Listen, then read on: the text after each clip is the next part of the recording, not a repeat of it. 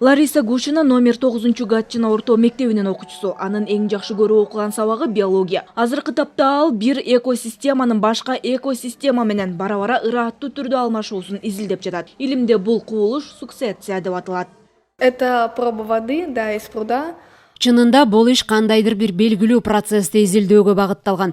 Мисалы, сиз кийинки жолу кандай жаңы организмди көрөрүңүздү алдын ала биле албайсыз. Бир күнү көргөн нерсе экинчи күнү такыр башкача болот. Бул көлмөдөн алынган суу. Мен бул үлгүдөн эмне таба турганымды аныктайм.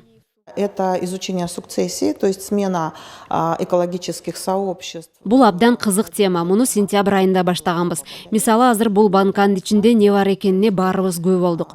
Бирок күн сайын башка нерсеге өзгөрүлүп турат. Улам жаңы нерсе аныктамайынча бул процесс токтобойт. Мындай изилдөөлөрдү жүргүзүү менен сабактарды тереңирээк окутуп үйрөтүү үчүн атайын бөлүмдөр иш алып барат.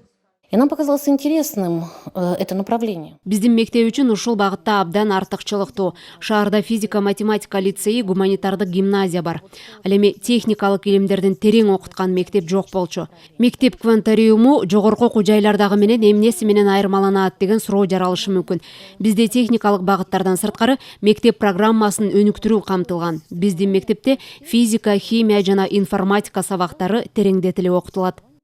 Бүгүнкү күндө бул билим берүү жайы чет өлкөнүн окуу жайлары менен активдүү кызматташат. Анын ичинде Кыргызстандын мектептери дагы бар. Гатчина мектеби Нарын шаарындагы Чкалов орто мектеби менен кызматташууда.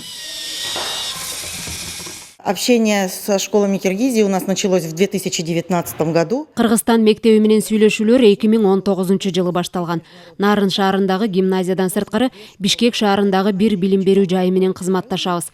Алгач онлайн жолугушууларды өткөргөнбүз. Гуманитардык багыттарда Чыңгыз Айтматовдун чыгармачылыгына арналган конференцияларды уюштурдук.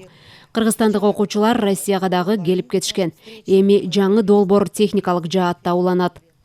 Мугалимдер белгилегендей, алыскы жана жакынкы мамлекеттер менен алаканы бекемдеп тажрыйба алмашуу, алардын квалификациясын жана кесипкөйлүгүн жогорулатууга оң таасирин тийгизүүдө.